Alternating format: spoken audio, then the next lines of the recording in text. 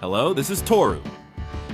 I've mostly uploaded King of Fighters, but it's been a while since I covered Street Fighter 2. I planned to upload a challenging video, but teased it with an easily recognizable silhouette. The silhouette is none other than Zangief.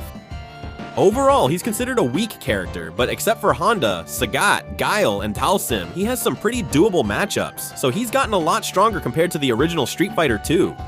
In Korea, because of Park Sabyom from the Street Fighter tournament, he was also called Jangjipeo or Jangjipeo. He seemed like a villain as General Bison's underling, but Zangief is actually just a minor character who battles strong foes on the Soviet president's orders. I dislike Zangief because I've been caught by his spinning Piledriver many times in Street Fighter 2 and 5, but playing as him, it's fun to use the move myself. Now let's check out Zangief, the character who spins non-stop. Zangief has a 2-frame normal move. This is Zangief's Far Light Punch. Before looking at the hitbox, this normal move seems pretty strong, but in reality, its priority is actually pretty terrible compared to other characters. It has the same startup frames as Ryu, a standard character, but it loses out in terms of priority. However, fortunately, the reach itself is actually pretty long, so it's good for having priority in close range attacks. In the first place, characters like Ryu rarely throw out their Far Light Punch at that range. Additionally, Ryu's Far Light Punch. 데미지가 고작 6이지만 장기에프는 무려 12입니다. This is Zangief's close range light punch, and even this one activates in just 2 frames. Since other characters' fastest close range light punches are at least 3 frames, this is quite fast. Light attack damage is lower overall, but Zangief remains strong. Even if you just keep throwing out light punches without using any other moves, you can still deal crazy damage. Since its startup frames are so fast and its hitbox is pretty good, it's also quite decent for anti-air purposes. Of course, I recommend Double Lariat. It has the best anti-air move, so you won't use this one as often, but just remember that the light punch is what can protect you even above your head. This is Zangief's go-to normal crouching light punch.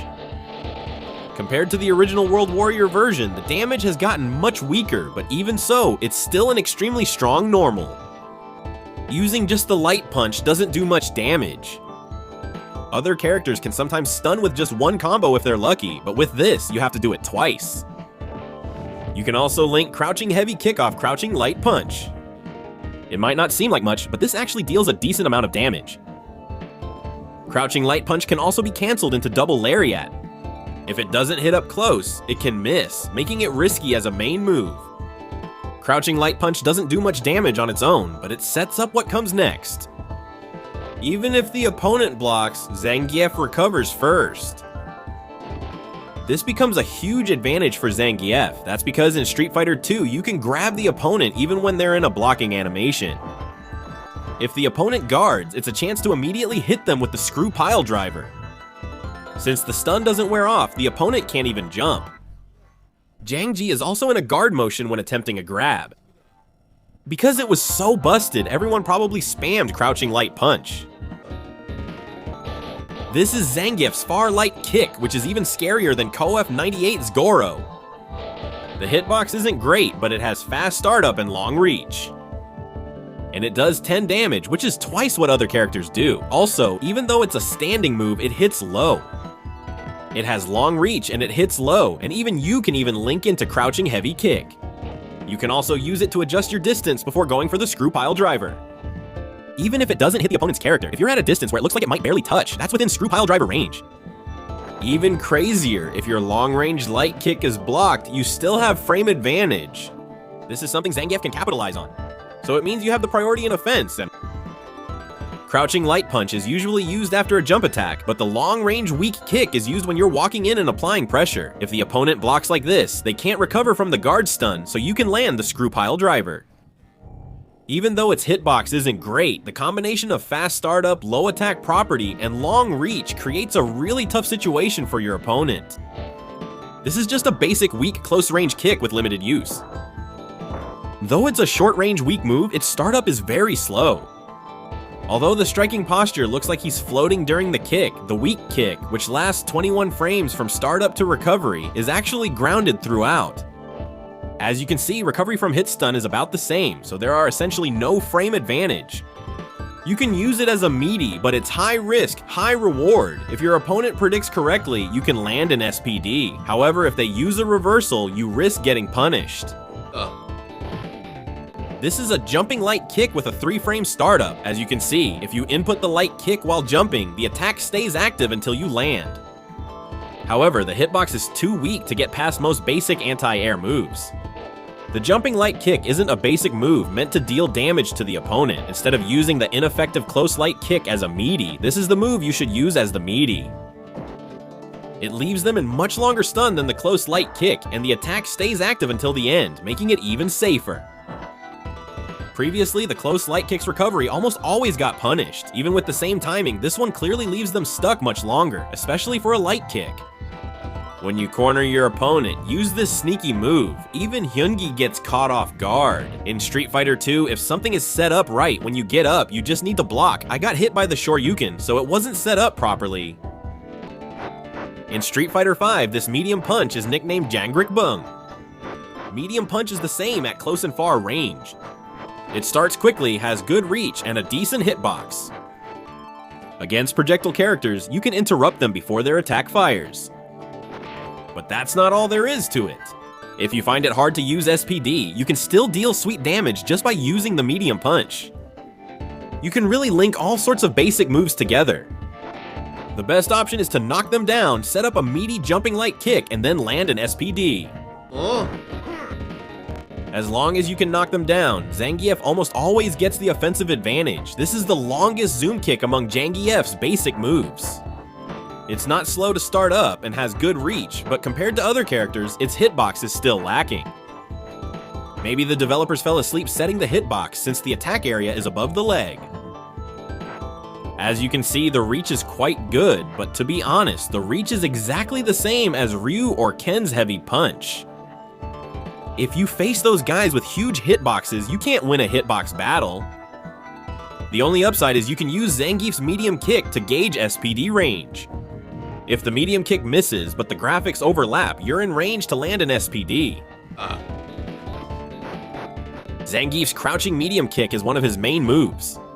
The damage range is small, and it starts up in 3 frames, matching the light kick speed.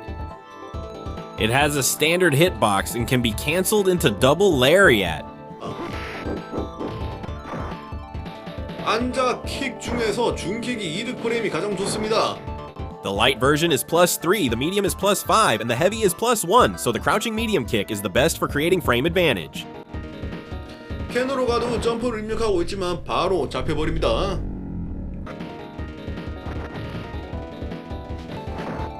This is a truly useless close heavy kick, one of the worst basic moves out there. It's a hopeless basic move, it can't be cancelled, and its startup is slow. Even if the opponent is left in hit stun, the pushback makes it almost impossible to land a screw Piledriver. If you land a hit, damage and stun are high, but usually you get punished for trying to use this. If you go to all that trouble to get close but use a basic move like this, you're not ready to play Zangief. This is Zangief's heavy kick. Usually in Street Fighter, the reach gets longer from light to heavy attacks, but in Zangief's case, the medium kick has less reach than the heavy kick. As I said before, Ken's heavy punch matches the reach of the medium kick and completely overpowers it. It's useless for zoning, and I'll explain the heavy kick's use later when I explain the screw Piledriver. This crouching heavy kick has good range and is useful for zoning. All the other basic moves have a lot of overlapping hurtboxes and hitboxes, but the crouching heavy kick among Zangief's normal attacks has a relatively good hitbox. It reaches farther than the crouching medium kick and extends slightly beyond its graphic range. The reach itself is the same as the medium kick, so it's not bad even if you measure the distance with it. You really have to land the screw Piledriver by any means necessary, no matter what it takes. But one disappointing thing is that when the opponent guards, there isn't much frame advantage, so it's hard to get much benefit from using it alone at close range. It's safer for forced connections, zoning, and distance control as I showed earlier. Thanks. Press heavy punch while holding down after jumping to perform a flying body attack. This is one of the best jumping normals. No other normal crosses up as well, regardless of character. If you cross over, it will always cause a cross up no matter how you do it. Looking at the hitbox, you can see the attack hitbox is absurdly huge. If you use this, you can create stun combos, and if you combine it with the combo I showed earlier, you can even finish off your opponent. Hitbox.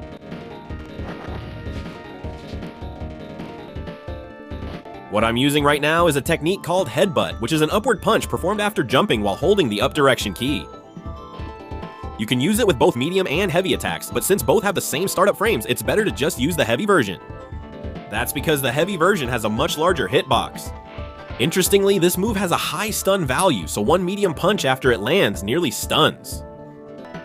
It's pretty decent for air to air, but when you actually try to use it, it's a bit tough, so it's okay not to use it. Zangief's all-purpose move, Double Lariat. This move can be used as an anti-air and can also dodge projectiles, making it one of Zangief's signature techniques. You can usually dodge all projectiles easily. Players with good reactions can even read the projectile and counterattack. Only some people do this due to experience and intuition, but it's fine to use it just for dodging. This move spins 3 times, and each extra spin extends the attack's reach. So when it reaches the final spin, its reach is the longest. One downside is that it can dodge all projectiles except for Sagat's ground projectile. That's because the lower hurt box is still present. It's not a dominant anti-air like a Shoryuken, but it's still pretty useful. And since you only need to press 3 punches, there's little chance of messing it up. The official name is Spinning Piledriver. Due to their insane reach, I started hating grappler characters. The command is to rotate the directional key in a circle, but actually, you only need to input 4 directions. With a lever, you rotate it fully, but with a keyboard, you just input it like this. There's an even easier way to input commands on a keyboard. For example, you can assign the jump key to something like the spacebar. Then, you just need to input that and press spacebar plus punch. If it's difficult to input the jump command with the keyboard, try the method I'm telling you. If you set the last direction of the screw command to the right, you can perform the move to the right. This way, you can keep performing the dirty setup move in the corner. If the last direction isn't right, the screw jumps left. Choosing the direction to jump depends on the situation, so pick wisely. Pushing the Zangief left, ensure it doesn't jump right, so you can use that dirty meaty setup once. It's used to escape from the corner, but the return is tremendous. Next is the ball hitting command, where you quickly tap kick and punch in succession. If you use it like this, you can cancel in the middle, and the reason you use it is that when the screw fails, it makes a normal come out. If you don't do the screw, the basic move motion gets canceled and you grab right away. It's a useful technique to use consistently, even when zoning from afar. After knocking down the opponent and setting up, I use a strong kick to cover missed screw commands. If the opponent jumps due to a command miss, they become easy prey for a strong kick. In this way, you can even counter the opponent's poking normals with strong hitboxes. Street Fighter has a system called Negative Edge. In Street Fighter 1, every move required the Negative Edge command, making it difficult, but Zangief especially relies on using Negative Edge. Negative Edge means releasing the button. In Street Fighter 2, it doesn't cause a normal attack, but it still counts as a command input, so special moves activate correctly. Using this lets you block the opponent's invincible reversal if you miss the spinning piledriver timing. It's not about reading the opponent and blocking. With Negative Edge, you can guard, and if your timing is late but the opponent doesn't act, you can still grab them with the spinning piledriver. If you often use these nasty Negative Edge options, your opponent will lose it.